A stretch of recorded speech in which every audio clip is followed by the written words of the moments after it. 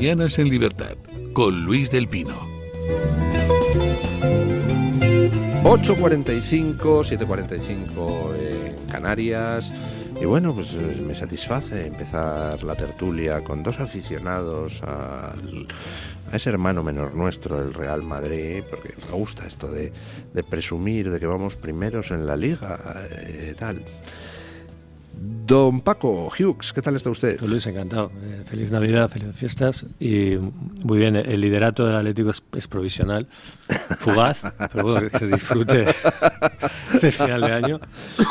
Don Jaime Berenguer, ¿qué tal está usted? Muy bien, buenos días.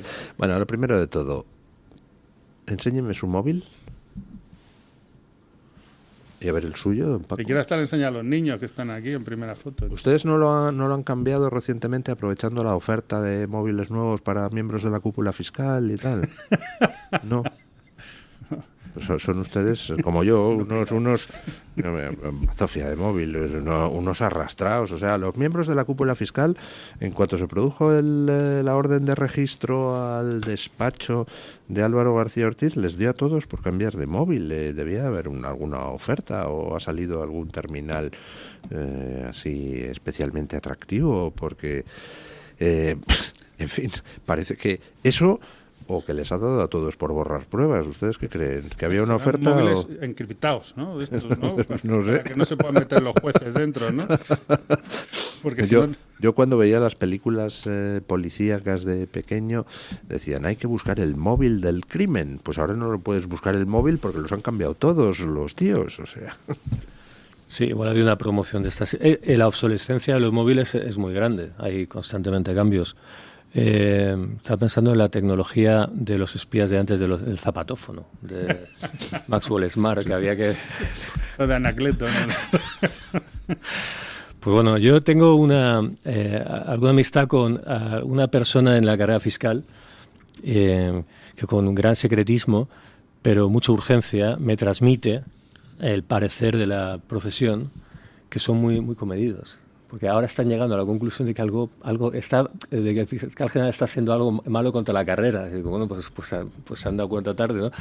Y están completamente escandalizados y superados por el bochorno, pero bueno, no sé, yo no creo que, ya me lo hemos hablado alguna vez, no creo que se pueda esperar gran cosa por ese curso, por ese camino. Yo creo que... ¿Por qué?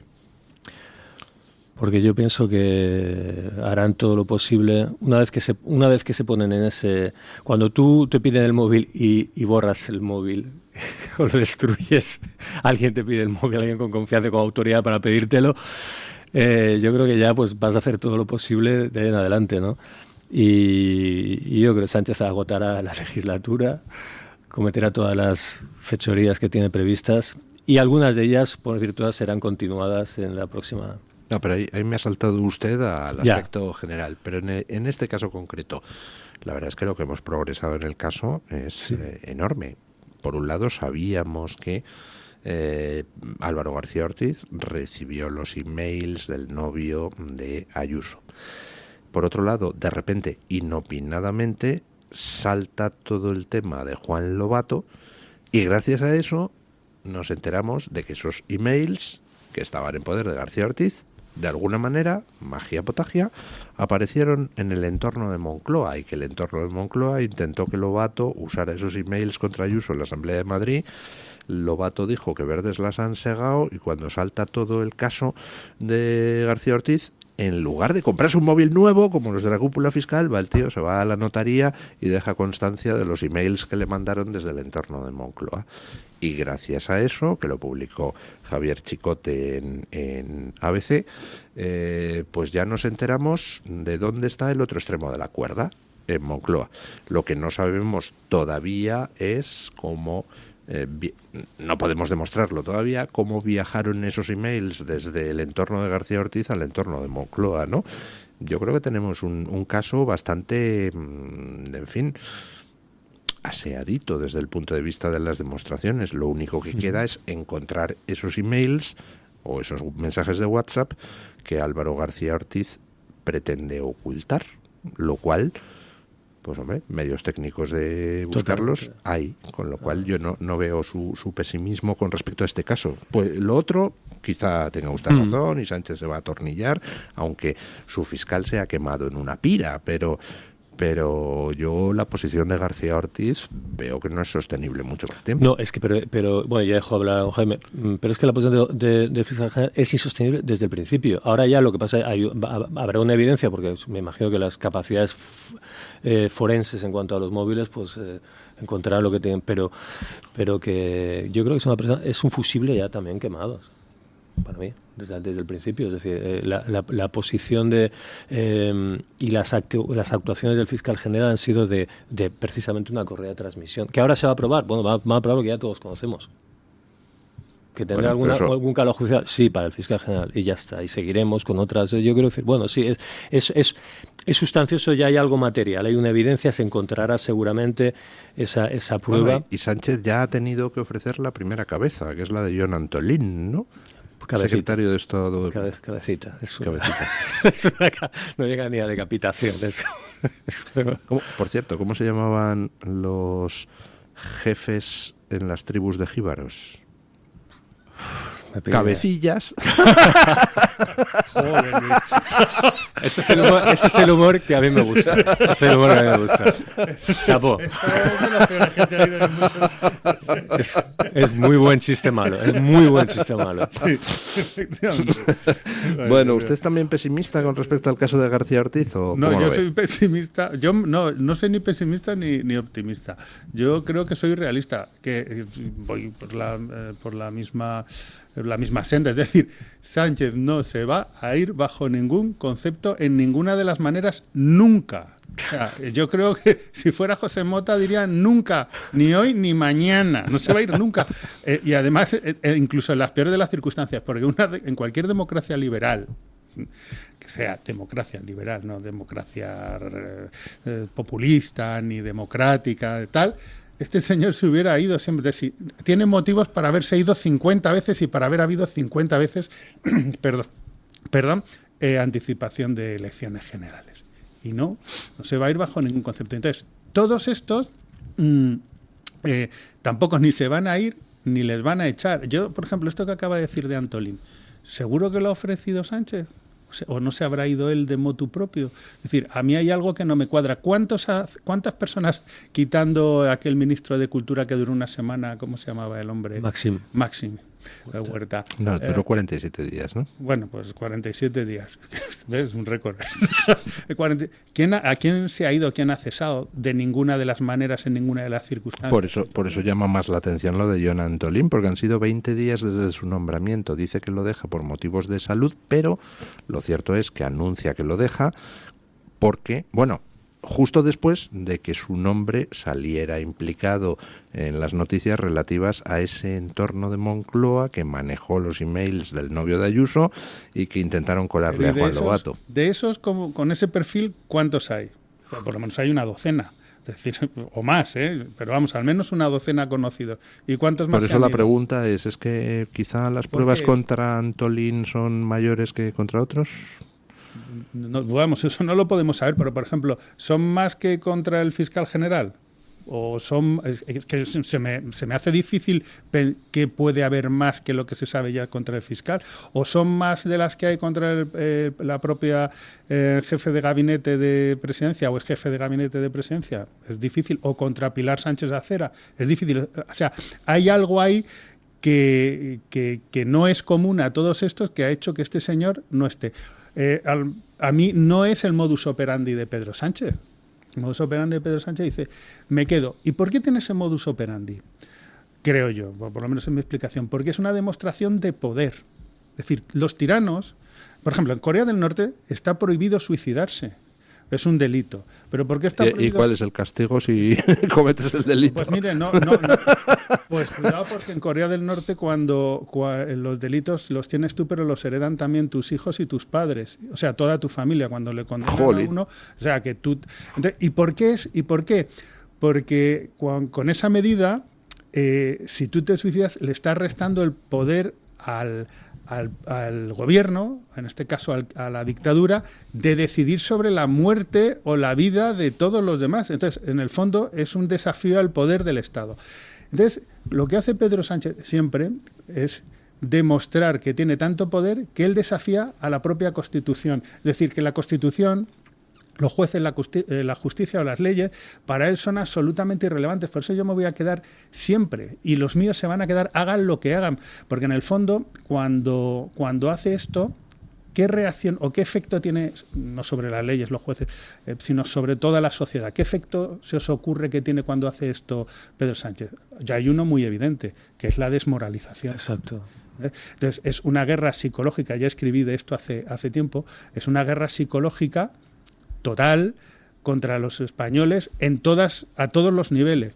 Los jueces, decías hace un momento que los fiscales han tardado en darse cuenta. No, los fiscales se han dado cuenta de hace tiempo. Lo que pasa es que los fiscales saben perfectamente que como no va a tener consecuencias, cualquier cosa que digan les va a repercutir en ellos negativamente. Entonces, a mí el caso de Antolín me resulta... Yo no lo sé, me equivoco porque esto es una especulación, pero no es el modus operandi. Y si fuera así, hombre, tendría que haber hecho dimitir a todos los demás, ¿no? Y no los ha hecho dimitir. ¿Por qué? Sí, hay algún dato con respecto a John Antolín que se nos escapa. Bueno, a lo mejor resulta que efectivamente el pobre hombre está mal, pero que tiene moral y dice, mira, yo me voy de aquí. No sé, algún comportamiento en Twitter de John Antolín, por ejemplo, cuando le ordenaba al periodista, creo que era Joan Guirado, borra eso inmediatamente y tal, no apuntan precisamente a un dechado de moralidad. Pero no podemos descartar nada. No podemos descartar nada. Bueno, pero se ha ido y se supone que se ha ido por un problema de salud. Es decir, que no ha sido defenestrado, porque no hay una vergüenza pública, ¿no? Se ha ido. Suponemos que habrá algo turbio, pero la única persona de la izquierda ahora mismo operante y que ha tenido algún tipo de consecuencia es Pedro Ballín, el periodista excesivo.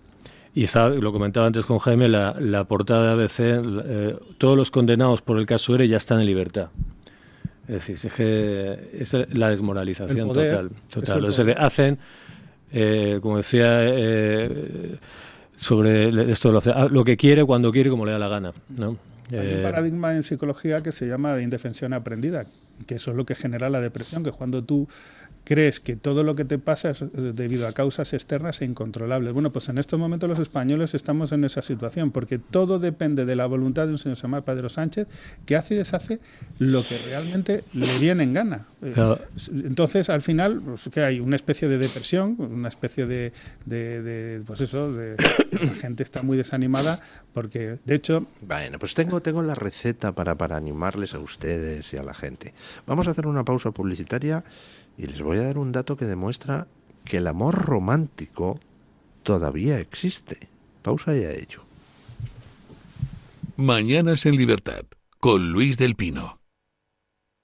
El restaurante El Torreón está de moda. Vende copas a la cima del Monte del Pardo. O disfruta platos como la auténtica carne picaña brasileña. Y los mejores pescados y carnes, como el lomo de buey auténtico. Cocina abierta de 11 de la mañana a 1 de la noche. Disfruta de su famosa paella con langosta y sus 7 amplísimos salones climatizados, grandes vinos y licores. Parque infantil, gran parking. Restaurante El Torreón. Naturaleza a 10 minutos de Madrid. Reservas en restauranteeltorreón.com. En un entorno idílico, más de 100 profesionales, psiquiatras, internistas, psicólogos, psicoterapeutas, terapeutas ocupacionales, enfermeros, celadores y administrativos, trabajamos en el Hospital Psiquiátrico San Francisco de Asís, en Málaga, con un solo objetivo: sanar al paciente mental.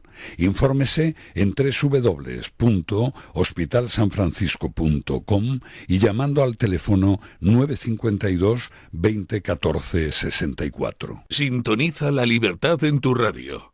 Radio Libertad. A tan solo un paso, la provincia de Ciudad Real te espera. Un destino donde cultura, patrimonio, gastronomía y naturaleza se unen en una experiencia única. Saborea una gastronomía que cuenta la historia de su gente. Descubre paisajes donde la naturaleza es protagonista. Provincia de Ciudad Real, tan cerca, tan diferente. Vive Sabor Quijote. Diputación Provincial de Ciudad Real. Con nosotros vuela Francesco en el asiento 18C. Después de 2 años vuelve a Milán para celebrar la Navidad con los suyos. Y mientras, está ayudando a 302 familias de uno de los ecosistemas más vulnerables de Bolivia. Air Europa pone en marcha la iniciativa Más Uno Solidario, con la que nuestros clientes podrán colaborar para que Manos Unidas lleve a cabo sus proyectos de desarrollo social en algunos de los rincones más vulnerables de Latinoamérica. Descubre Más Uno Solidario de Air Europa y practica la Navidad todo el año.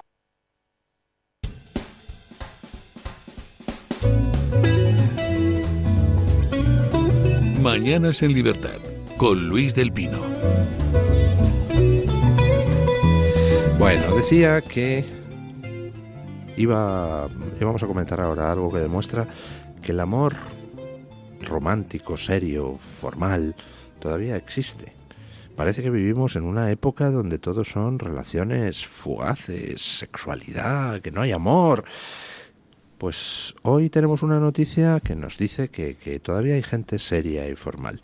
Dice Puigdemont que no, que lo que Sánchez le había ofrecido era una foto así, de reunirse en algún lado, y que no, que lo que quiere es una reunión formal, sentados en una mesa, negociación de tú a tú.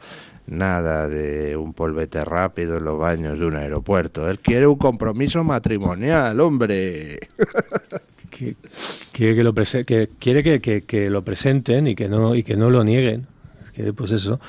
Y hablar de tú a tú con el presidente del gobierno, claro. O sea, quiere la foto humillante con el presidente. O sea, no quiere una reunión Santos humillante. Cerdán, no le sirve, no Santos Cerdán. No, me perdió Santos Cerdán, o sea, el otro amigo de Igual Coldo. manda Antolín. A Antolín este lo manda. Bueno, ese sería un... Hombre, quizás Puigdemont se tiene que anotar alguna victoria simbólica antes de votar, que sí. Venía también en otro sitio, el PSOE gana el gobierno gana el 91% de las votaciones, pese a las dificultades. O sea, de cada 10 penaltis, 9 van dentro. Con lo cual también, pues si tiene que pasar por el aro, harán alguna cosilla para conseguirlo. Sí, vamos, yo es que tengo claro que no es un matrimonio de conveniencia, es un matrimonio, vamos, perfectamente consolidado. Vamos a ver, estos dos señores, entre otros muchos, y sus respectivas cortes, llevan tiempo. Uno ya lo dice abiertamente y los otros están preparando el terreno. Bueno, preparando el terreno, ya lo empecé a decir, el tema del lawfare, ¿vale? Los dos, para salvarse de prisión, necesitan llegar hasta el final, que es tener el mismo discurso. Los jueces son unos fascistas que no han acabado la transición, etcétera, etcétera, etcétera, que están en connivencia con la oposición. Y entonces, como esto es así, tenemos que remodelar la justicia de arriba abajo, darle el indulto a todos y así ninguno vamos a la cárcel. Entonces, no es que Pedro Sánchez necesite a Puigdemont, que sí, es que Puigdemont necesita a Pedro Sánchez. Entonces, bueno, eso que dice usted, una relación así esporádica, que por cierto, cuando lo estaba diciendo se me estaban poniendo los pelos de punta. Usted no puede decirme esas cosas porque yo tengo una imaginación muy fuerte, me los estaba imaginando. Es usted un sensible. Sí, no, es que tengo mucha imaginación, entonces me los estaba imaginando en el baño, como ha dicho usted, mire, bueno, pero aunque fueran en una habitación del Rich. Y estos van a estar no encamados, es que van a tener hijos, quiere decir, van a formar una familia durante mucho tiempo, por lo menos hasta que consigan una situación en la que o bien se indulten, porque esto podemos llegar a verlo, que Pedro Sánchez se indulte a Pedro Sánchez, es una cosa que podemos llegar a ver, o tengan un dominio tal sobre la justicia española que haya algún tribunal constitucional que les indulte. Bueno, dicen que Pedro Sánchez está intentando ganar tiempo para que el Supremo resuelva sobre la amnistía y entonces pase el caso al Constitucional y el Constitucional allá por marzo, pues entonces diga que sí que se aplica la amnistía a Puigdemont, ¿no? Con lo cual Pedro estaría intentando ganar 3 meses como sea. Bueno, pero y el otro se los va a dar. Es decir, aquí lo único que puede hacer caer la legislatura son los presupuestos de este año, porque si este año se aprueban los presupuestos... ¿Por qué iba a caer por eso? ¿Que no hay presupuestos? Pues no hay presupuestos. ¿Usted cree que eso le haría dimitir a Sánchez? No es verdad que pueden estar, creo que sin edie, ¿no? Sin prorrogar, prorrogando presupuestos, pero yo creo que es la única ocasión que hay en esta legislatura, porque si este año hay presupuestos, el año que viene los prorroga y ya estamos prácticamente, o estamos en el año electoral. Pues los prorroga en este año. O sea, Sí, es que la discusión de los presupuestos es sí. absurda. O sea, si no dimite porque le imputen a su fiscal general del Estado, como para dimitir porque no le aprueben presupuestos, vamos.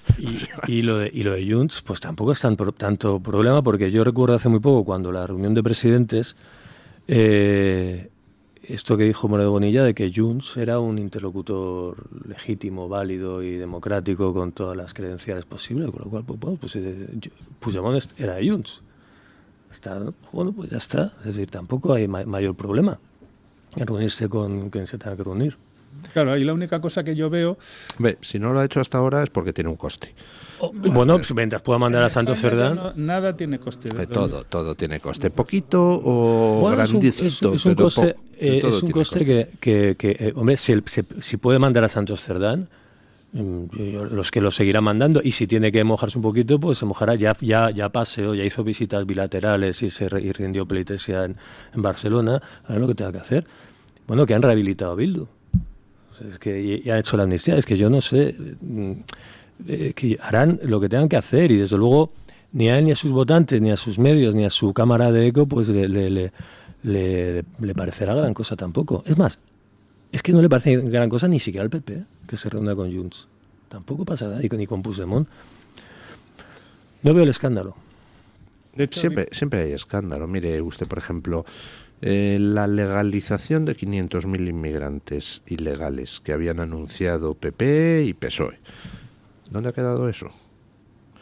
Pues ha quedado de momento en el limbo. O sea, todo tiene un coste de cara a la opinión pública, y las encuestas de hecho están mostrando que el panorama político español se está revolviendo de una forma tremenda y están variando los porcentajes de voto a gran velocidad, con lo cual cosas que se hubieran podido permitir hace un año ya no se las pueden permitir, o se tienen que tentar mucho más la ropa. Entonces, por eso tienen que congelar de momento lo de los ilegales, por eso no se pueden permitir ciertas fotos. Entonces, sí, se hacen tonteos por parte del PP con lo de Junts, pero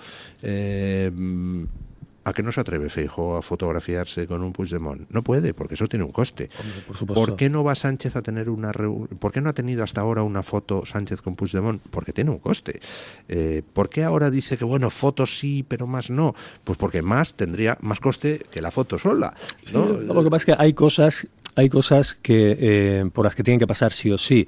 Pues probablemente la aprobación de presupuestos, tienen que llegar en algún momento a darle alguna salida a la cuestión fiscal, al apaño fiscal en Cataluña, y eso lo van a tener que hacer. Y probablemente eso sea el secreto y la gran cuestión de fondo y el gran pacto como soterráneo que está en la legislatura, y eso tendrán que hacerse. Se pondrán, es como si eso de ponerse una vez morado mejor que muchas amarillo, ¿no? Pues lo harán, eso lo harán. Yo creo que hay 2 o 3 cosas que les queda todavía por hacer, y también probablemente llegado el momento, lo que dice Jaime, apretar la tuerca al Poder Judicial. Claro, no sé, pues eso lo tengo claro. Al final, esta legislatura va en un tema de perpetuarse en el poder para, en este último caso, después de lo que ha pasado con el tema de la corrupción, indultarse a sí mismo de la manera que se invente, que yo no soy capaz de imaginármelo. Pero estaba comentando antes de entrar en antena que esto que está ocurriendo ahora en España es un libro del que hablé, usted se acuerda la última vez que estuve aquí, el de Víctor Pérez Velasco, el de Marxismo, una religión sin Dios. Pues él casi acaba el libro con una frase que a mí me resulta muy interesante porque es cierta. Además, él ha ido explicándola a lo largo del libro. Y es que el marxismo, en este caso el populismo, se entiende mucho mejor desde la fe religiosa que desde la política. Entonces, cuando dice usted, ¿va a tener coste? Hombre, sí, siempre puede haber un puñado de gente. Pero dígame usted, después de todos los escándalos que ha habido durante estos 6 años, que el Partido Socialista mañana hay elecciones y sigue sacando 7 millones de votos, seguro, vamos, como mínimo, ¿qué tiene de cualitativa o incluso cuantitativamente distinto cualquier de estas cosas de las que estamos hablando con todos los escándalos anteriores para que haya una persona que diga, no, ya después de esto sí que ya no voto nunca más al Partido Socialista. No, pero ahí está usted aplicando un razonamiento lógico del estilo de si la persona a la que voto hace algo escandaloso, entonces le dejo de votar. Y dice usted, ¿y qué está haciendo ahora que no haya hecho antes tal? No, es que la cosa no es así. El razonamiento de la gente no es lógico, el razonamiento de la gente es emocional, y la gente lo que pasa es que pues tiene sus preferencias, y entonces dice, yo voto al Partido Socialista porque mi padre votaba al Partido Socialista, o porque mi padre votaba a los conservadores y yo soy lo contrario. Es más emocional hay que el religioso. No, pero me refiero a que las noticias que van llegando son gotas que caen en un vaso.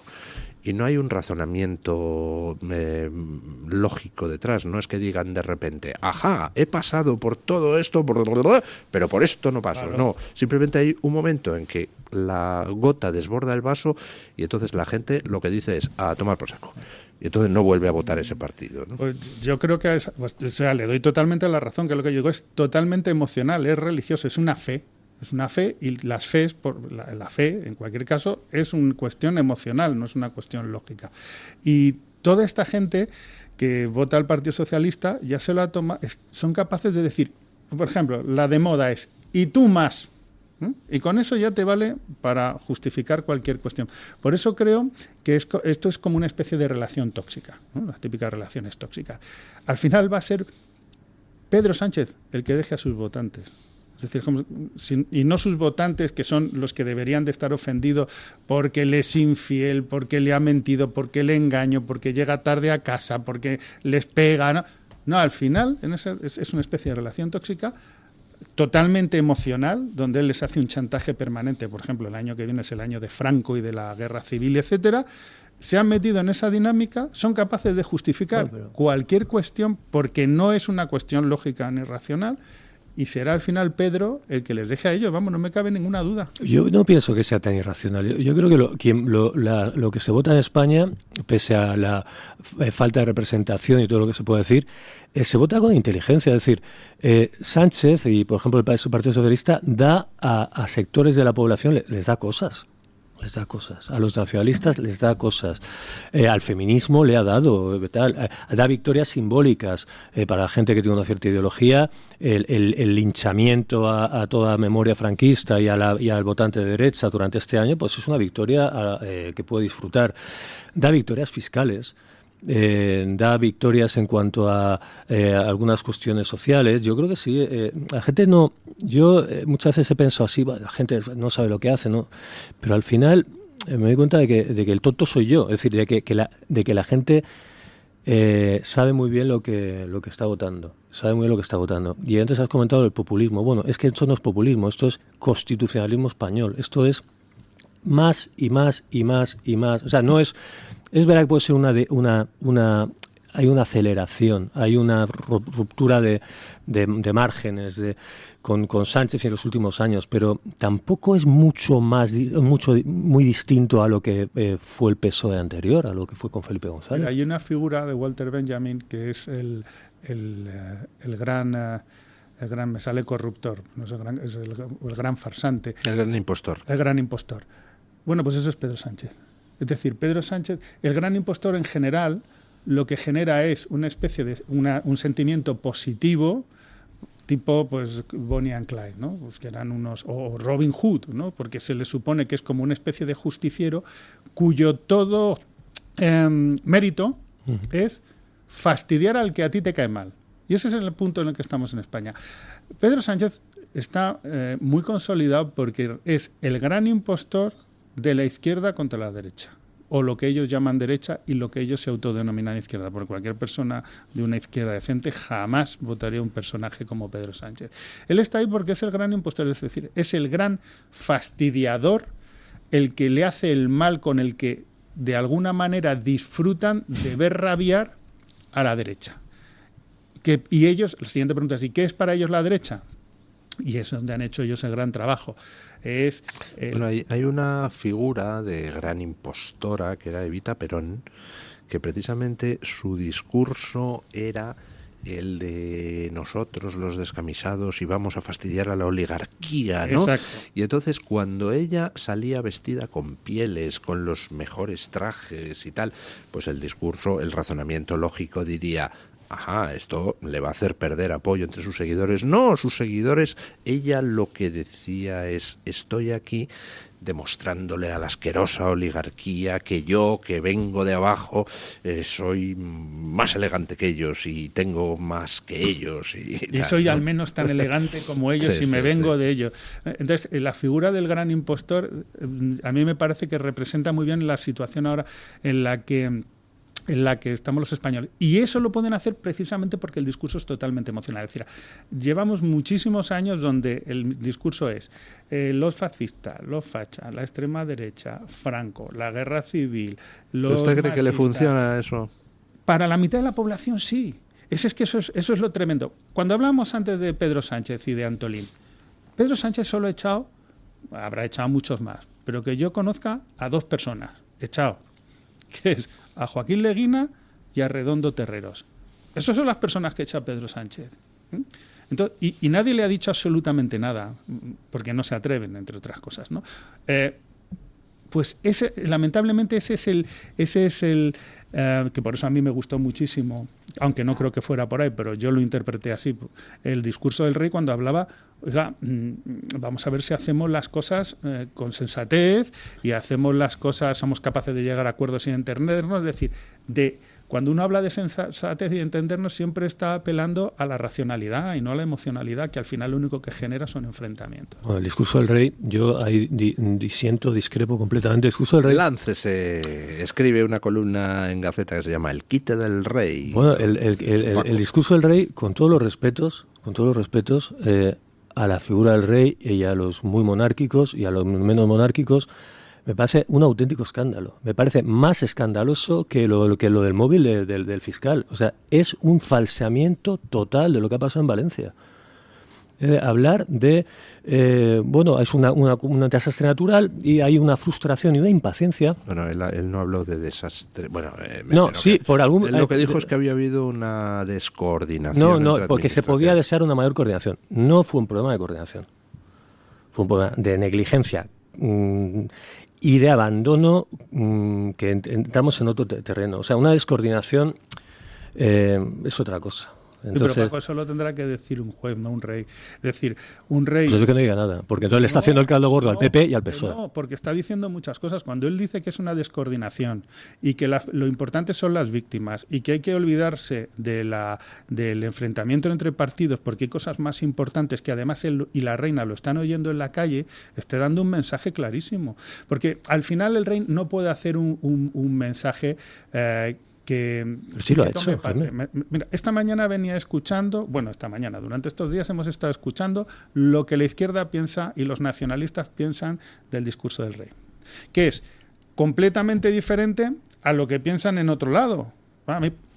Entonces, tú tienes que intentar dar un mensaje porque eres el rey, tú no eres un juez, no eres un médico, no eres un político, no eres un parlamentario, eres el rey de España. Entonces tú tienes que dar un mensaje donde quede bastante claro cuáles son, yo creo que las líneas más importantes de aquí no es buscar una supremacía del relato de una de las partes, sino hay que buscar la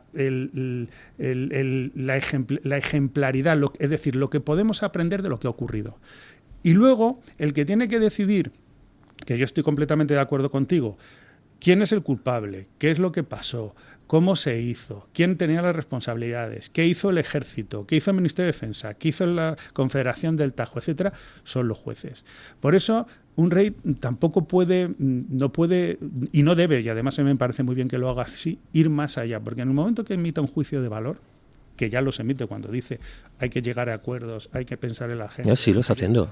Exacto, pero es sobre el problema. Termine usted su razonamiento, Paco.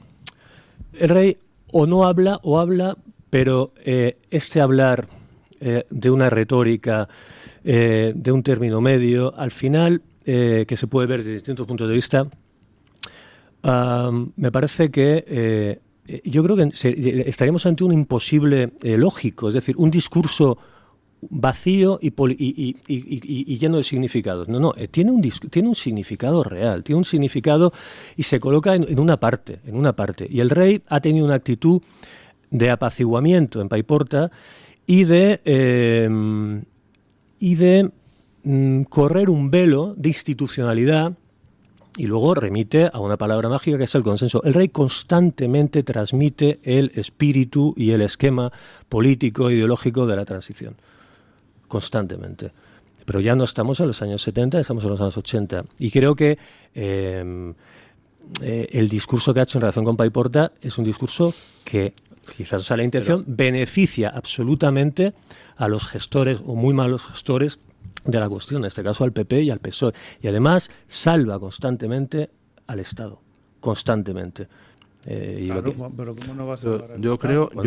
Entonces, pero el Estado no es Sánchez, el Estado somos usted y yo. Bueno, sí, pero somos todos. El primero es el rey, el Estado. Bueno, pero es. De todas formas, por ejemplo, cojamos un tema muy concreto que tocó el rey, que era el tema de la inmigración, donde habló pues de que la inmigración es algo pues beneficioso y magnífico, pero añadió dos cosas importantes. Uno, que mal gestionado puede causar unas tensiones sociales inasumibles. Dos, que quien venga a España tiene que respetar las leyes de España. ¿Eso a usted le parece ambiguo? A mí me parece un posicionamiento muy claro, además que coincide con el discurso, por ejemplo, que hace Vox. Coincide, pero tarde. Es decir, coincide con el discurso de inmigración que ya empieza a hacer el PP. Pero. Y quiero decir otra cosa, eso de que el Estado somos todos, no. Eso acabar diciendo que el rey es del PP. Bueno, no te diré que el rey es del PP, pero el rey constantemente se mueve en un marco de PP y PSOE. No, yo creo que se mueve en el marco de la Constitución. Totalmente, por ejemplo, lo que acaba de decir don Luis, eso que ha dicho de respetar la ley y que hay que gestionarlo bien, ese es el ordenamiento jurídico. El problema en España es que no se ha seguido el ordenamiento jurídico. Entonces lo que está diciendo es que vamos al ordenamiento jurídico. Y de hecho, cuando hablaba del consenso, los únicos países que funcionan, incluso con todas las dificultades que tenemos hoy en día, son aquellos países donde, por ejemplo, como Alemania, donde la derecha y la izquierda son capaces de gobernar juntos en un momento dado cuando uno no tiene una mayoría suficiente. Por poner un ejemplo. Yo no pondría Alemania de lugar como ejemplo de lugar que funciona bien. No, yo no. Jaime, me estás dando la razón. Si el consenso es que PP y PSOE se junten, pues me estás diciendo es verdad. O sea, todo el discurso lleva a una especie de lugar común de intersección en la que el PP y el PSOE se van jugando sus miserias, perdón, el apasionamiento, y al final... Apasionese usted. Y al final el rey sitúa... Lo que quiero decir es que el rey parece que no habla, hay una amnistía y no habla, y todos entendemos que el rey no hable. Pero todo llega la Nochebuena y te mete unas chapas tremebundas que lo que hacen es fijar un marco ideológico. Pero ¿cómo que no hablas? ¿Qué día de octubre se jugó la corona del año 17? Cuando defendió a los españoles. 3 de octubre. 3 de octubre. Es decir, pues eso, claro. Lo que pasa es que el rey... ¿Y por qué con la amnistía no habla? Digamos, pues yo entiendo que porque hay que saber no solo el qué, sino el cuándo. ¿El cuándo? Yo creo que el cuándo, los tiempos son importantísimos en política. Es decir, cuando todo lo demás falla, cuando tú tiras del hombre al agua o tiras de esto que llevas la cinta de correr, que te has perdido, te vas a caer al suelo, entonces se para la cinta porque lo llevas aquí abrochado y se sale una llave. El rey no puede estar permanentemente. Además, tenemos que ser capaces de aprender de nuestra historia. Porque la última vez que un rey, yo creo que eso lo ha aprendido muy bien, que se metió en este tipo de berenjenales, que era su bisabuelo, Alfonso XIII, al final España acabó como acabó. Pero eso lo tiene que haber aprendido la corona, lo tenemos que haber aprendido los españoles. El problema es que ahora tenemos lamentablemente, una clase política, en general, hablo en general, con la que es muy difícil sentarse en una mesa y decirle, mira, yo no te digo que tengas la razón, pero entiendo perfectamente que tengas tus razones y yo tengo las mías. Vamos a ver, ¿sabes qué pasa? Que es que tú tienes el 30% y yo tengo el 30%. Y ninguno de los dos tiene mayoría absoluta. Hombre, lo suyo es gobernar para todos, ¿no? Lo suyo, incluso aunque tengas el 51%. Es decir, que tengas en cuenta la Constitución, que tengas en cuenta las leyes y que intentes buscar que el 51 no puede machacar al 49%. Me permite una precisión. Yo creo que ese razonamiento que usted hace sería correcto si tuviéramos unos partidos políticos mayoritarios que se movieran por criterios ideológicos. Le pongo un ejemplo. Julio Anguita era comunista. Además estaba muy orgulloso de ser rojo. En una entrevista que le hice, me dijo, si me quiere usted insultar, llámeme progre. Yo no soy progre, soy rojo. Sin embargo, Julio Anguita era alguien con quien yo me podría sentar en una mesa y llegar a acuerdos, porque él diría, yo quiero esto, yo diría, yo quiero esto y esto, vamos a encontrar un punto común, ¿no? Y se vería posible, porque él tiene criterios ideológicos y yo también. Pero ahora, imagínese usted a Feijóo y a Sánchez alrededor de una mesa. No sería una conversación sobre criterios ideológicos, porque ni uno ni otro tienen ninguno. Es una mera cuestión de disfrute y usufructo del poder, con lo cual, pues bueno, se pueden llegar a acuerdos, pero acuerdos de yo me reparto esto, para ti tales consejeros, para ti tales ministros, para ti no claro, sé qué. Pero es que ellos en este caso no están gobernando para los españoles, están gobernando, estoy bastante de acuerdo con lo que ha dicho usted, para sí mismos, es decir, para los partidos. Por eso, cuando he hecho mi speech, que ha sido un poquito largo, he dicho con la clase política actual. Eso lo he dicho, o sea, pero en política eso no tiene por qué ser así. Es decir, yo no me resisto ni me resigno a que en un tiempo hay unos políticos que puedan ser, como ha dicho usted, capaces desde cada uno, desde su ideología, llegar a acuerdos y ceder. Esto es como un matrimonio. ¿O es que hay alguien en algún matrimonio que haga siempre lo que le dé la gana? Sí, mi suegra. Pero su suegra no es su señora. Pero como si lo seriese. Vale. A mí se me ha ocurrido algún ejemplo, pero... Bueno, vamos a hacer una pausa publicitaria y seguimos. También es Radio Libertad. ¿Quiere anunciarse en la radio y no sabe por dónde empezar? En Radio Libertad le brindamos la oportunidad de promocionar su negocio en una emisora comprometida con la libertad de expresión. Aproveche nuestras ofertas exclusivas para nuevos clientes. Además, si aún no tiene su anuncio preparado, no se preocupe, nosotros lo creamos por usted. Contáctenos hoy mismo a través de publicidad@radiolibertad.es o llámenos al 91 732 4895. No lo piense más. Anúnciese en Radio Libertad. La libertad en tu radio. Sintoniza la libertad en tu radio. Radio Libertad. Si quiere solucionar con éxito su pérdida auditiva, visite Mi Centro Auditivo. Profesionales expertos con más de 20 años de experiencia en la mejora eficaz de la audición. En Mi Centro Auditivo le ofrecen la tecnología más vanguardista, como los audífonos Phonak, que cuentan con los avances más novedosos en prestaciones tecnológicas, diseño y conectividad. Reserve su cita y disfrute de un mayor bienestar con una mejor audición.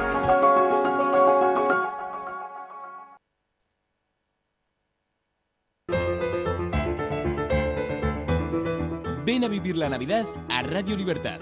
Acompáñanos, queremos vivirlo contigo. Tú eres nuestro mejor regalo. ¡Felices fiestas!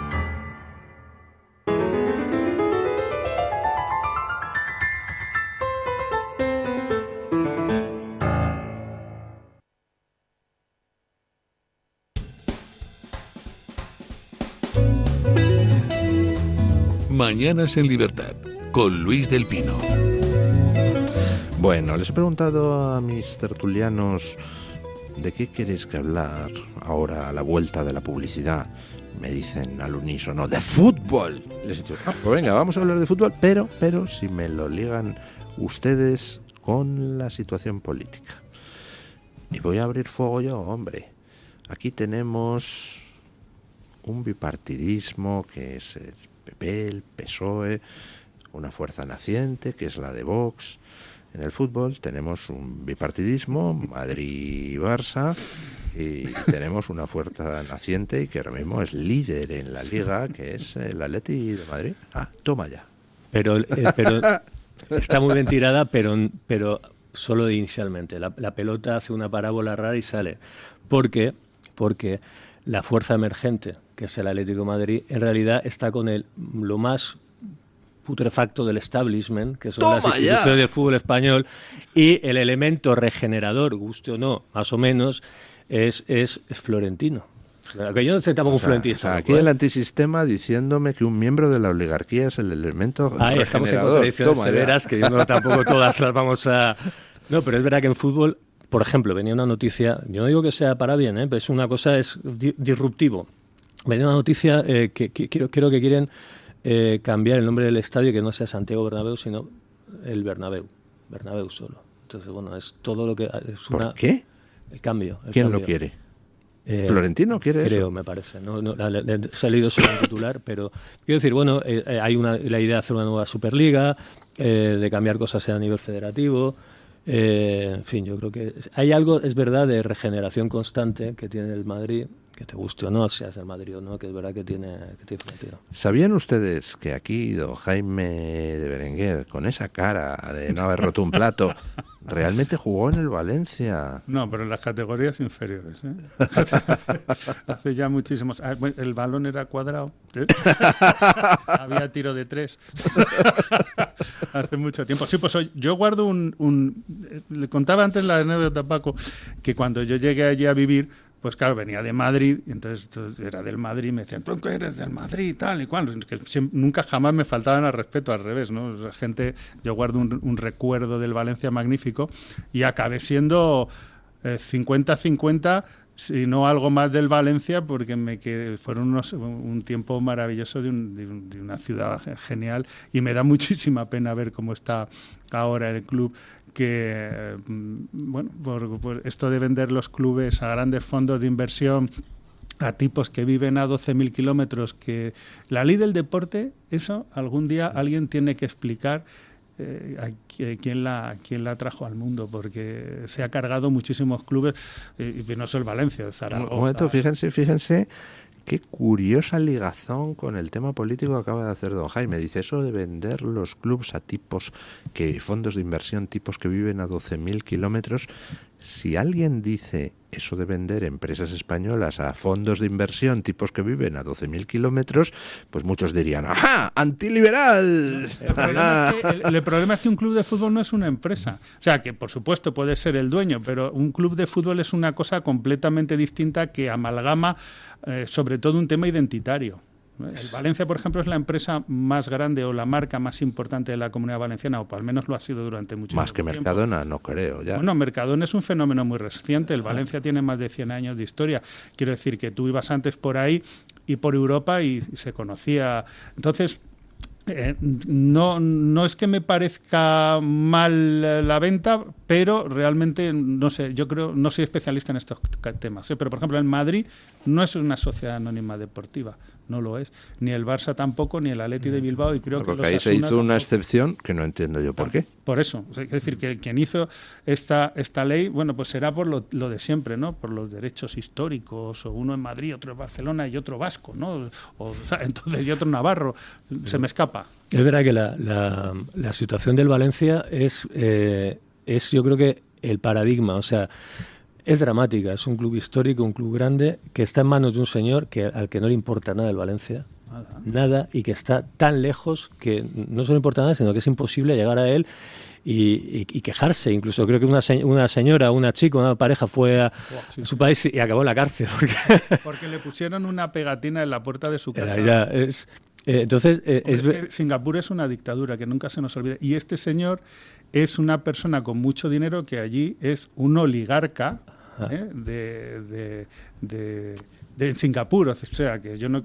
Ojito con el tema. Pero sí que es una manifestación, una determinada manifestación de la globalización. Y es verdad que el Valencia toma una forma mercantil, pero el Valencia es todo, es tradición, son sentimientos allí, y es incluso urbanismo, porque el estadio es parte importante de la ciudad, y se quedó un estadio a medio hacer, otro estadio a medio derruir, o medio abandonar, mejor dicho.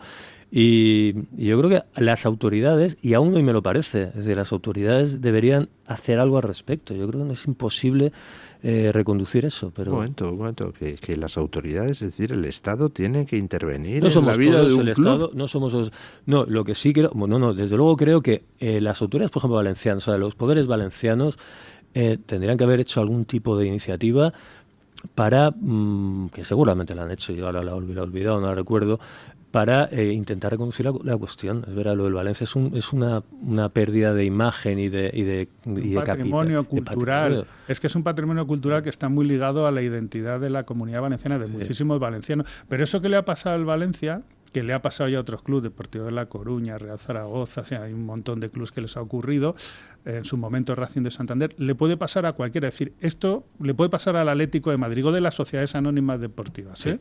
Le puede pasar a cualquiera. ¿Por qué? Porque te viene un tipo o un fondo de inversión con mucho dinero y, por ejemplo, yo no tengo ni idea, pero por lo que he leído, según parece el señor Lim, en el tema del Valencia, lo que venía era a implantar, a ser una mercantil, pues lógicamente desarrollas tu línea de negocio como te da la gana, a comprar y a vender jugadores y el tema de las comisiones, que además es una cosa perfectamente legal.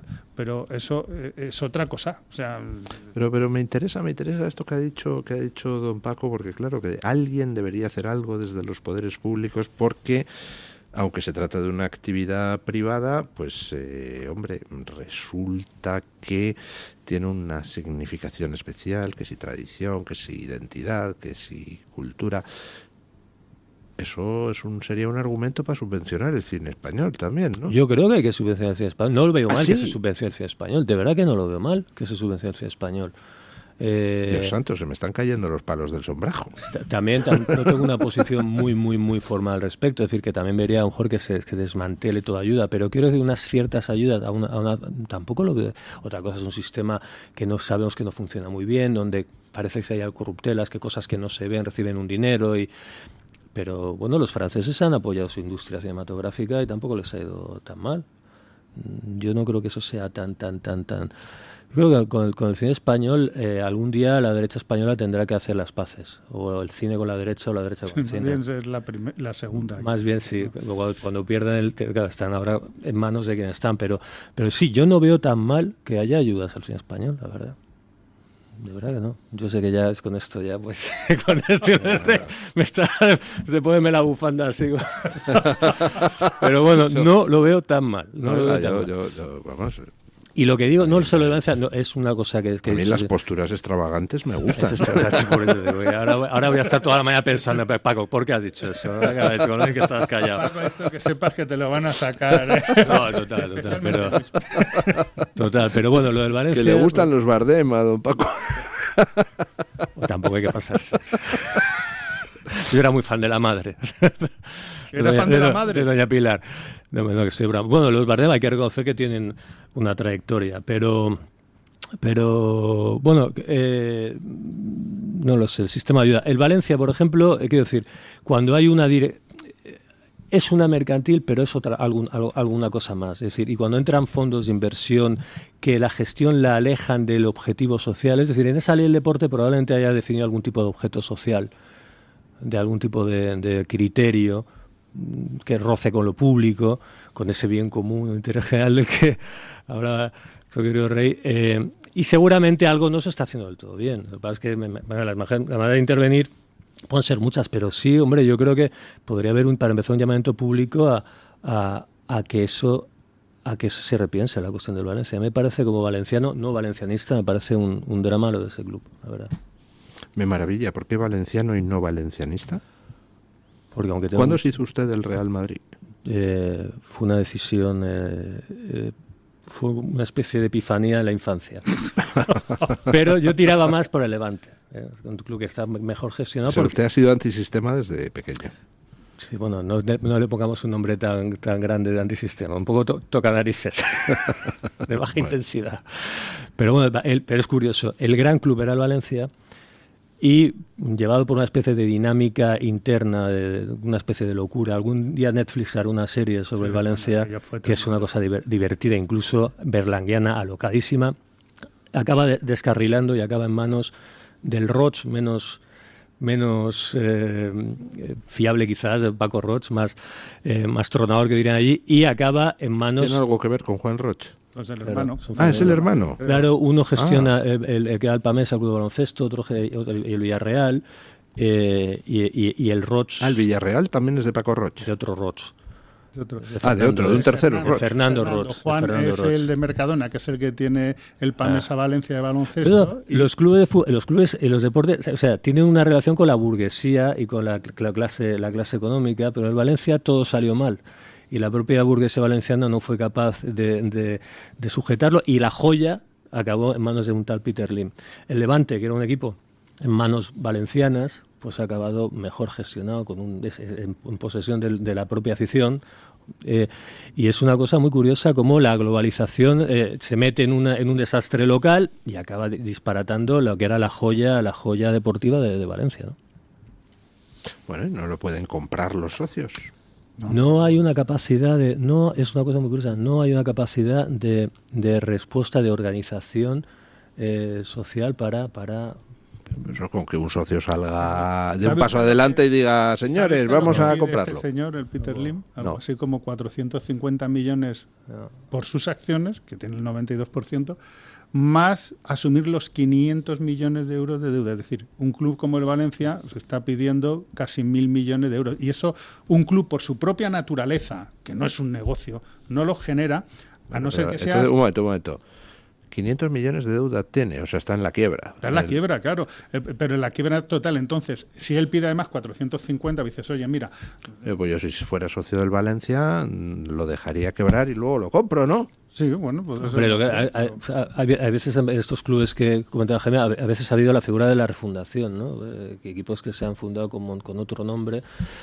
Bueno, creo que le pasa a Valencia. Ahora mismo va a jugar contra el Madrid y la afición discutía en no entrar al estadio para internacionalizar el conflicto. Digamos, que la gente vea que en el mundo que algo pasa, ¿no? con el Valencia. Pero bueno, la realidad es que ha dejado a su propia evolución en manos del devenir mercantil, el Valencia puede acabar en segunda división, destrozado, desapareciendo, en manos de un señor que está lejísimos, ¿no? Y además le da igual, y que es uno de los tíos, que esa es la paradoja, ¿no? Ese es uno de los tíos más ricos del mundo, es un potentado que creo que lleva todo el tema sanitario en Asia, es un señor con miles de millones que aparece en la lista Forbes entre los más ricos del mundo y tal. Y además ahí hay, yo creo, no lo sé, hay algo raro ahí, como yo creo que hay algo de venganza, porque las culturas cínicas, que son muy jerarquizadas, y más en un país como Singapur, que tiene esa estructura social y que es una dictadura. Yo creo que el hecho de que en Valencia sí que les han criticado mucho, tanto a él como a sus hijos y tal, creo que él en el fondo se está vengando. Es decir, ahora voy a mandar a segunda. Me da a mí la impresión que hay algo de eso, porque ahí yo veo cierto sadismo, ¿no? Pues cierto sadismo en querer destrozar una cosa. Una cosa es que no te interese, entonces la vendes y te deshaces de ella, que al final no vas a perder dinero, y otra cosa es que quieras destruirlo, ¿no? Es una cosa, no sé mucho del tema, pero es una cosa verdaderamente interesante. O sea, más o menos como Sánchez con España. Sí, pues sí, a Pedro Sánchez realmente España le importa un poco. Los dos se llaman igual, Peter Lim, Pedro Sánchez.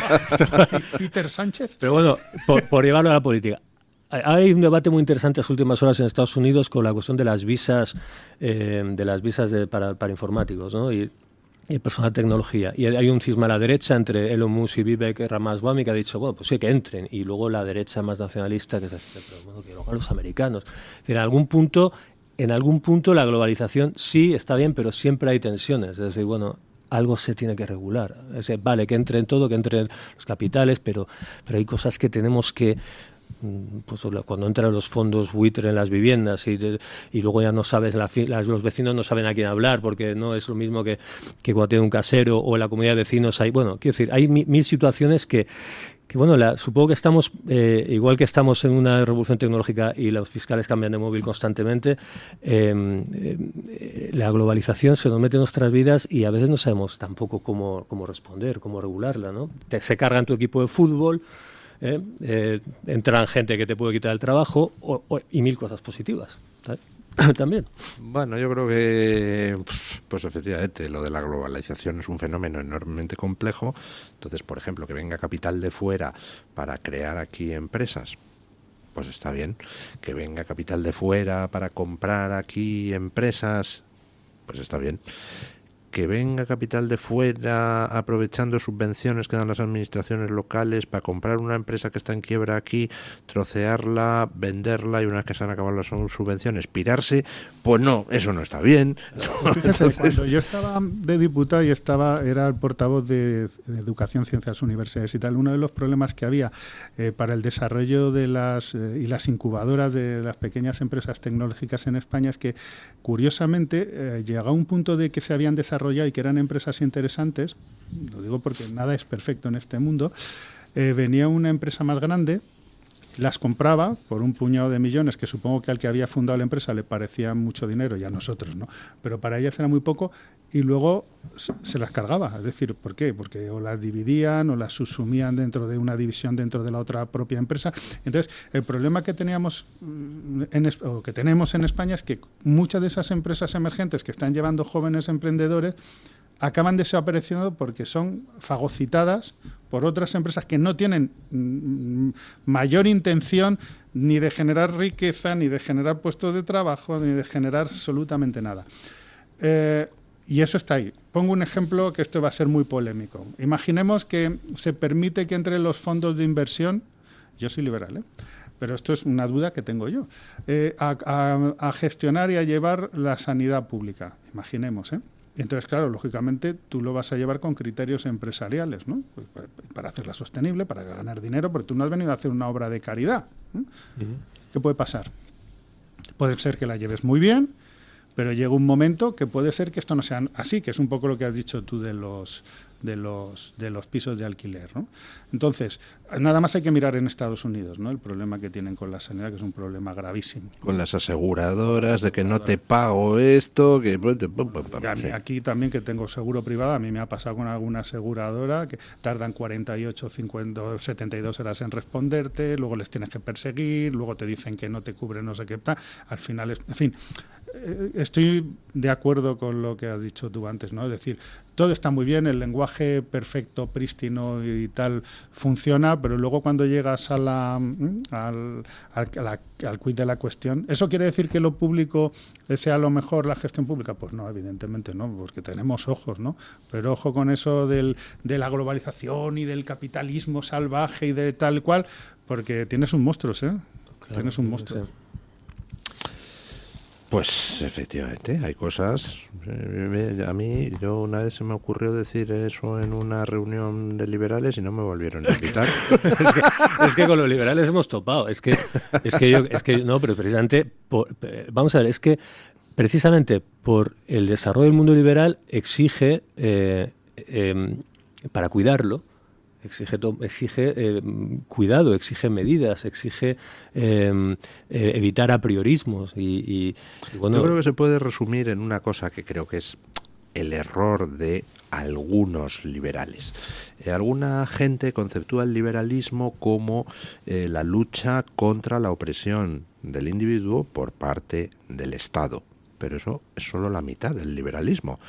El liberalismo lo que defiende, desde mi punto de vista, lo que trata es de que se proteja al individuo frente a los abusos del poder, ya sea el Estado u otros individuos más poderosos, porque los que son individuos poderosos y tienen empresas y hacen lobbies y no sé qué, pueden también caer en la tentación de tratar de fastidiar al de abajo, con lo cual, si eres verdaderamente liberal, lo que tienes que luchar es por una igualdad de oportunidades y porque a la gente se la deje lo más en paz posible, lo cual exige proteger frente al Estado y frente a los abusos de la gente que es poderosa, aunque sea de actividad privada, ¿no? Claro, y en todo esto, en el fenómeno de la globalización, que vale que es un desarrollo del mundo liberal, claro, el Estado de acción tiene, que parece que no tenía ya ninguna utilidad en la historia, que era una figura a la deriva y perdida ya,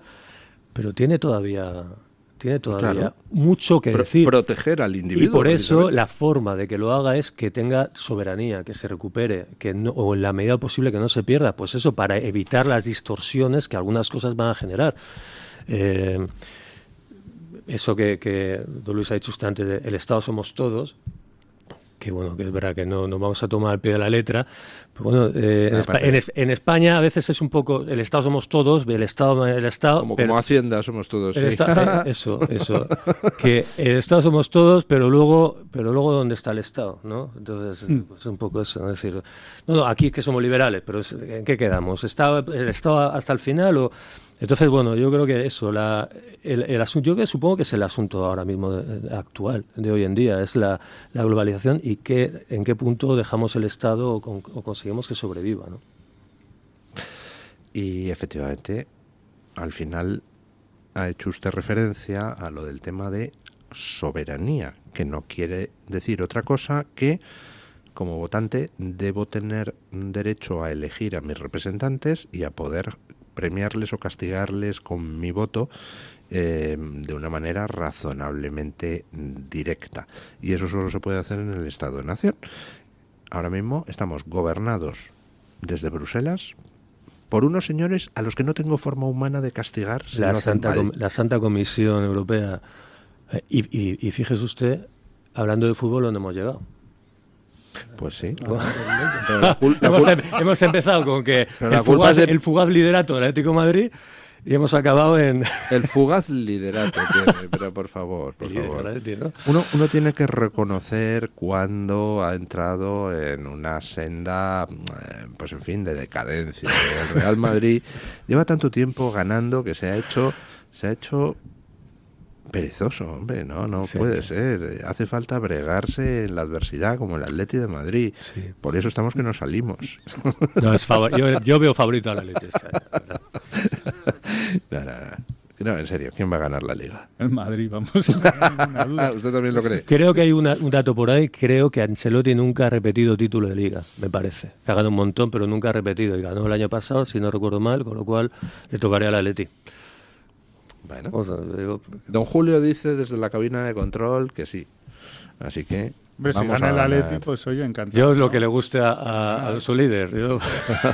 Bueno, conclusiones del asunto. Conclusiones del asunto. ¿Tiene alguien desde las administraciones públicas que hacer algo con el Valencia? Usted dice que sí.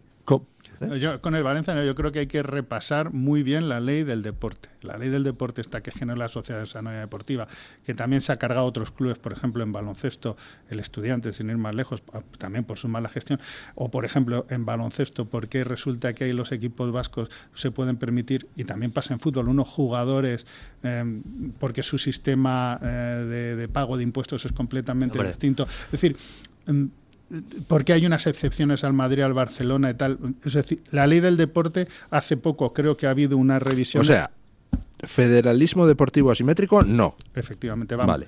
Lo típico, ¿has visto que incluso ese federalismo asimétrico hispano se ha trasladado incluso también al mundo del deporte? Lo cual nos quiere decir hasta qué punto el deporte, por lo menos el fútbol, está intrincado, que al final no hemos hablado de ello, con la política nacional. Hombre, el caso Negreira, el puyolismo, 3%.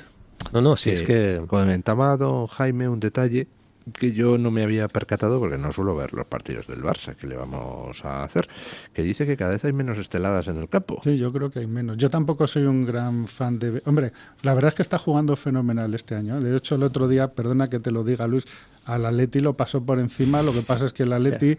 te tiró de oficio, hizo el gol justo cuando había que hacerlo, ¿no? O sea, que ganó el Atlético.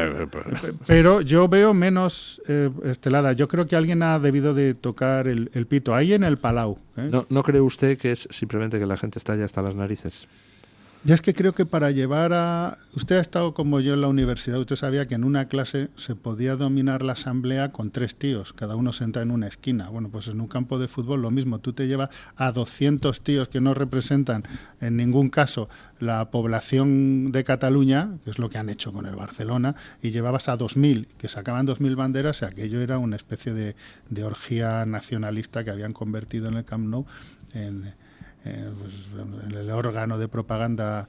Por cierto, sin que interviniera la Federación Española de Fútbol. Una sola vez, claro. Que en teoría tiene la obligación de intervenir para que no haya mensajes políticos. Ni violentos, etcétera, efectivamente. Yo creo que hay menos. Lo que no soy es tan optimista como ustedes. Yo en eso quiero ser más realista. Creo que mañana tocan el silbato otra vez y eso se fabrica muy, muy fácilmente porque la gente... Es lo que se llama el sesgo de accesibilidad y el error de falso consenso, es decir, al final tú ves que hay 2.000 tíos que llevan una bandera en un campo de fútbol, aunque el campo de fútbol tenga 85.000 personas y destacan, y al final piensas que todo el mundo defiende esas ideas y realmente no es así. Pero bueno, cualquier día de estos empiezan otra vez. Pues yo creo que ha llegado el momento de invocar a doña Carmen para que nos traiga la opinión de los oyentes. Hoy les planteábamos una pregunta. Antes de que llegue doña Carmen, cuéntenme cuál sería su respuesta. ¿Serían ustedes partidarios de que España impulsara activamente una unión hispanoamericana, es decir, algún tipo de organización de cooperación política entre países hispanoamericanos? ¿Sí o no? Yo iría mucho más allá. ¿Así? Sí, yo es que creo que habría que incluso con todas las condiciones, estudiarlo bien, que de esto y quién sabe, incluso hablar de dobles nacionalidades. Es que yo siempre he pensado que es verdad que son países soberanos y distintos a España, pero que tenemos un vínculo que se ha roto de una manera bastante artificial por otra parte, que nos hace ser mucho más parecidos de lo que nos creemos. Yo creo que hay muchos países que podíamos tener la doble nacionalidad sin ningún problema, aunque eso supusiera poner algún tipo de vetos en cuanto a la hora de poder votar o de acceso a las pensiones, alguna cosa, no lo sé, habría que pensarlo. Con esto, ¿qué le quiero decir? Que no solo me parece más, sino que me parece que eso sería quedarse corto, desde mi punto de vista. ¿Y usted, don Paco? Sí, yo estoy muy a favor. Evidentemente que no lo gestionaron quienes están al mando, pero sí, profundizar en los vínculos culturales y políticos, sin duda. Sin duda. Doña Carmen Carbonell, ¿qué tal está usted? Pues fenomenal, porque además vengo con 2 tabletas de chocolate. ¡Toma ya! ¿Por qué? Porque saben ustedes que es el momento más esperado de esta tertulia. El momento en el que damos una tableta de chocolate de Dulces y Chocolates Matías López. www.chocolatesmatiaslopez.es es la dirección. Y en este caso, chocolate 100% puro de Venezuela. 100% a base de cacao. Se lo digo todos los días, que lo puede tomar cualquier persona, porque no tiene ni azúcar, ni leche, ni vainilla, ni gluten, ni proteínas lácteas, o sea que es un auténtico privilegio. ¿Por qué traigo 2? Pues porque hoy no le he preguntado a la audiencia soberana, ya que tengo el comodín del público. En este caso, el comodín de un oyente, que, atención, voy a leer una nota que nos ha mandado José Luis Montero, que es socio del Club de Amigos del Toro de Televisión desde el año 2019, y dice que esto es un regalo del socio 607.360 para la esposa de don Jaime de Berenguer. Toma ya. Pero atención, porque nos da un poco algún palo. Dice, para que así no dependa de ningún sorteo caprichoso. ¿Pero qué van a ser estos sorteos caprichosos? ¿Cómo ha dicho que se llama el señor? Se llama José Luis Montero, que además, don Luis, ¿se acuerda usted un pendrive que le hice llegar de uno de los socios de este club? Pues era de José Luis Montero, así que le hemos dedicado en alguna ocasión el programa para Gema. Pues muchísimas gracias, don José Luis, que además en ese comentario que hace es muy fino él, porque él sabe que si hubiera habido una votación yo hubiera perdido. O sea, lo ha dicho por eso. O sea, que menos mal que, porque yo pierdo siempre en las votaciones estas. Con lo cual, don José Luis, muchísimas gracias de verdad. Y además, de mi mujer. Sepan que es una edición limitada, son 2.000 tabletas, esta es la 242, la que se lleva don Jaime Berenguer es la 153, así que esta para Hughes, para don Paco Santas, que es que yo creo que también se lo ha merecido. Don Luis, usted se queda hoy sin chocolate, esfuércese más, sobre todo... Aclaremos. Me quedo fuera sin tableta de chocolate porque yo no entro en concurso, hombre, soy de la casa. Pero es de la Champions. Es para la UEFA League esta. Tengo que decir... Bueno, yo solo quiero decir... ¿Cuántas Champions lleva el Madrid? 15. Bueno, pues lo que quiero decir es que al año que viene los equipos madrileños vamos a tener 16 Champions. Ahí lo dejo. Es un buen optimismo para empezar el año. Era peor. Sino cuando no te gustaba el fútbol, ahora que eres más del Atleti que Cerezos. Tengo que decir que el comentario más dramático que he leído hoy está en el chat de YouTube. Lo firma Sofía, que se declara fan de los chistes de don Luis del Pino, y dice, aquí queda escrito eso. Sí, señor, queda usted invitado a una cerveza, hombre. Sofía, qué lástima, ¿eh? Bueno, el primer paso es reconocerlo y luego ya a partir de ahí... Los jíbaros es bueno, Yo es creo bueno. que Sofía no sabe lo que acaba de hacer, porque esto nos somete Esto a cualquier chiste en cualquier momento. Es un auténtico drama. Un auténtico drama. Bueno, voy con comentarios a la pregunta que hemos lanzado esta mañana, que les preguntábamos si creía que España debía impulsar activamente una unión hispanoamericana o alguna especie de organización de cooperación política de países hispanoamericanos. Dábamos dos opciones, sí o no.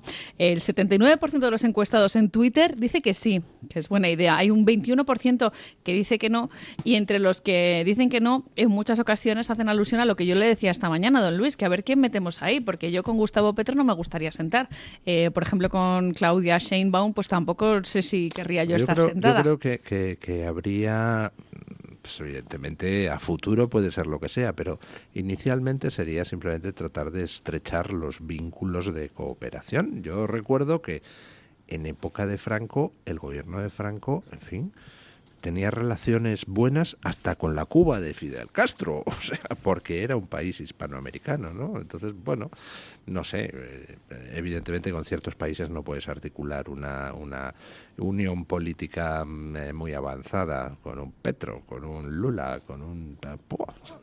no sé, pero bueno, algo se podrá cooperar, digo yo. Yo iré a Portugal, también soy iberista. También, sí. Pues fíjese, Carlos Sora dice que en Twitter que hay que darle forma jurídica y contenido a la Comunidad Iberoamericana de Naciones, que el concepto ya existe. Jesús ahí lo llama de otra manera, lo llama el Foro Madrid, que saben ustedes que también es una entidad que se dedica a estrechar vínculos.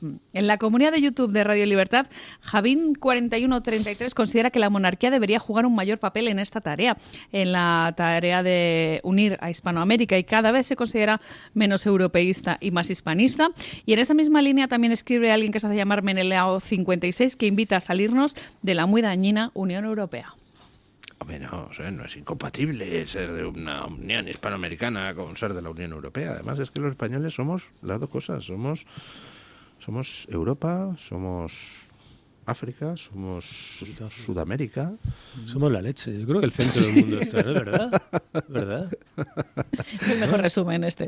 Sobre todo que es una manera de ver el mundo y de interpretar la vida y las relaciones, por tanto, las relaciones sociales, incluso las estructuras sociales, alternativa al mundo anglosajón, que yo creo que es precisamente por eso lo que ha hecho que los anglosajones hayan sido tan virulentos y sigan siendo a día de hoy tan virulentos, y que precisamente el mundo hispano esté tan desunido, porque ellos ya se han encargado precisamente que fuera así. Yo recuerdo un libro que se llamaba... Te daría mi esta si no tuvieras, porque es un comentario magnífico. Se merece pues yo esa recuerdo, ya tiene. Recuerdo un libro escrito por un inglés afincado en España, casado con una granadina, que se llamaba The Xenophob's Guide to the Spaniards, la guía del xenófobo sobre los españoles. Y decía que los españoles nos caracterizamos por tres cosas. Primero, los niños hacen siempre lo que les da la gana en todas partes, en público y en privado. Sobre todo en los trenes y en los restaurantes.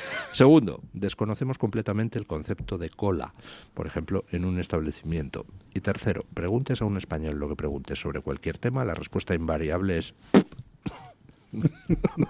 Pues vale. Yo creo que somos especiales en nuestra manera de ver la vida. Y eso nos hace, en algunas cosas, pues mejores que otros, en otras supongo que peores, ¿no? Pero bueno. Yo qué sé, hay cosas que nosotros creo que no haríamos. Tirar bombas atómicas, cosas así, nosotros los españoles no lo haríamos. Yo creo que el resultado, o sea, que podemos especular mucho, pero con todas sus sombras y sus claros, o sus claros y sus sombras, se puede ver perfectamente en Hispanoamérica, en el mestizaje. Son sociedades, en muchos casos, lamentablemente a nivel político son dictaduras muchas de ellas, pero son sociedades normalmente muy abiertas, no tienen una visión supremacista, bastante más tolerantes con los demás. En fin, yo creo que lamentablemente incluso eso se reflejaría incluso desde el mundo de los negocios hasta el tipo de matrimonio, es decir, y eso ha sido una posibilidad que yo creo que se ha perdido el mundo. A mí el dominio completamente de acuerdo. Hay que ver el documental de Hispanoamérica, Canto de Vida y Esperanza, de José Luis López Linares. Maravilloso. Bueno, Muchísimas gracias, don Nada, Jaime. gracias. Recuerdos a doña Gema, que disfrute de su tableta de chocolate. Escuchándole.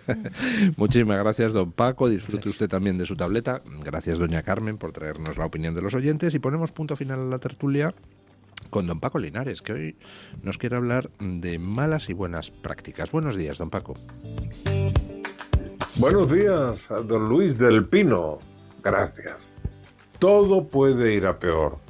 Estoy en este momento pensando en la inmigración de la muerte. Y más concretamente me refiero a la ruta más mortífera del mundo, la de Canarias. Se calculan 28 muertes al día por sed, frío, por accidente de los débiles cayucos.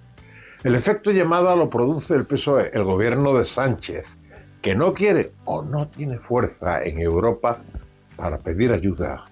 En julio, el Partido Popular se unió al PSOE aceptando menas menores no acompañados en las comunidades autónomas que gobernaba con Vox. Vox se opuso radicalmente. El Partido Popular claudicó ante el PSOE, algo que desafortunadamente es habitual. Esto creó un efecto llamada que favorece a las mafias que trafican con seres humanos. De hecho, este año se han batido todos los récords de entradas de ilegales. Es el fruto de una falta de humanidad, pero que quiere aparentar todo lo contrario. Vox no quiso ser cómplice de este sinsentido y rompió dejando sueldos y responsabilidades y pasó a la oposición donde cogobernaba con el Partido Popular. Tengo amigos inmigrantes que han logrado medio situarse, pero son ínfimo el número de estas personas. Por miles se encuentran los muertos y la desazón por inestabilidad que provocan estos menas en la mar y en España. ¿Hay soluciones? Por supuesto que las hay. Ir al origen, reducir gastos propios en burocracia e invertirlos en el fomento de empresas, reduciendo la presión fiscal y el paro. Esto aumenta la recaudación.